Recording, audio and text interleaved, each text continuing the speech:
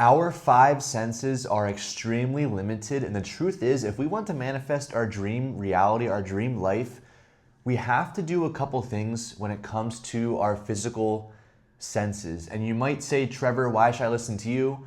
Well, I have been with my soulmate for almost 3 years. I've got to live where I wanted to live, which was in Sedona, Arizona. Now I'm in Texas, which is where I chose to be. And I have a business that's growing every single day now.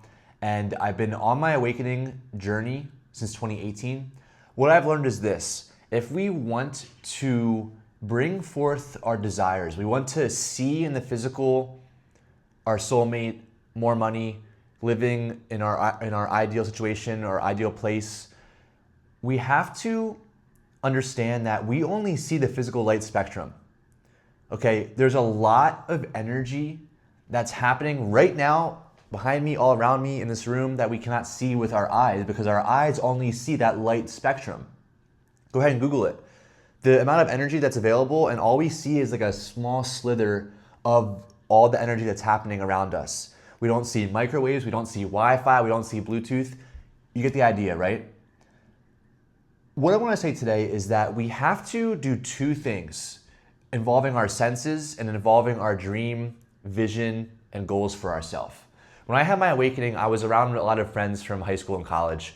And what happened was, as I was growing so quickly, I would hang out with them most nights, a lot of nights, play video games, hang out, watch sports, just chill, maybe go out, have a drink or something, or go smoke and just kind of have a good time. Like it's what you do when you're 20 years old. You have a good time with your friends.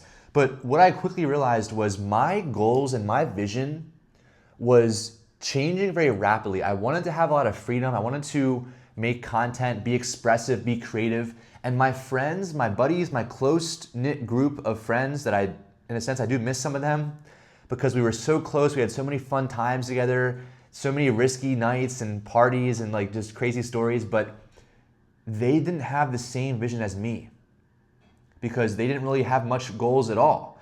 And I was reading and meditating and learning and growing so much.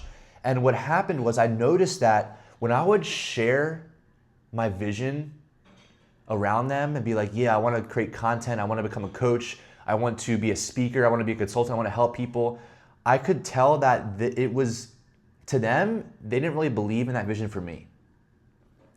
And they didn't really kind of, I guess, see what I saw in myself. They didn't really maybe see me because people around us, they judge us from our past. And from, if they've known us for a while, they might judge us from all of our past years with them. And like everyone has their own image of us in their head. So what I had to do, which was sad, it was tough, but I had to let a lot of these friends go. I had to stop hanging out with them. And why? Well, it's because this is what my first point in this video is, that I had to protect my dream, in a sense. People around us, our close family, friends, people we work with, I think we can forget that these people very strongly influence us subconsciously. And when you go and share your dream with somebody, maybe it's a friend, it's a buddy, it's a family member, and when they don't react like when they kind of maybe make you feel some doubt about that goal or vision for yourself, it can hurt your own belief system. It's up to us, right? It's up to you and your belief system. And can you protect the dream? Can you kind of be aware of people around you, how they're influencing you? Maybe when you have a new idea, you have a new goal, maybe don't go and tell your parents, don't go and tell your family, don't go and tell some of your friends. And you might say, oh, Trevor, well, I have to because I've always done this and we're close. And I get it. I've had a close friend group. I've had close friends in high school and college, but I had to let people go that were not on the same vibe as me and who didn't understand like manifestation and belief systems, and they weren't doing the work. We have to protect our dream. That's the first part. The second part of this is, like I was saying in the intro, is the five senses are limited. We have to essentially ignore what we see, ignore what we hear, what we smell, what we taste, what we can touch. We have to ignore these five senses if we want to manifest. Neville Goddard talks about this all the time in his teachings. There's a delay. There is a delay between what you imagine in your mind's eye and what you what you align with physically in your life, what you actually experience. So aside from being careful of who you're around, who you're sharing your big dreams with, because they might sow doubt into your mind, it's not really about the other people. It's really about what they can cause you to think and how you can doubt yourself and how you can lose confidence and how you can lose that faith. Okay, that's why other people around you is important. But the other part of this is keeping it fresh in your mind.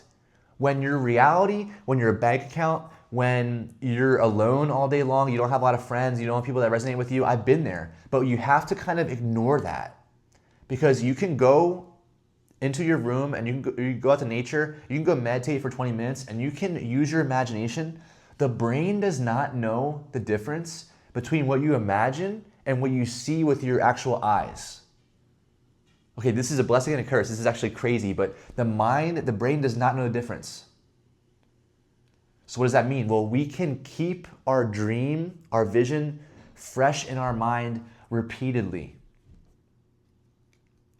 This is what I did. When I wanted to live in Sedona, Arizona, I was in Pennsylvania with my family, with my parents, at my parents' house. I was living back home for a couple years, but I kept visualizing and imagining how it would feel like to live in Sedona, to wake up and go on a hike and the sun on my face and it's in perfect weather and the red rocks all around and I just feel free, I feel peaceful, I feel energized. I would visualize that while I was in Pennsylvania at my parents' house, 20-degree weather, miserable winter times, and everything's gray and it's cold and windy and snowy, and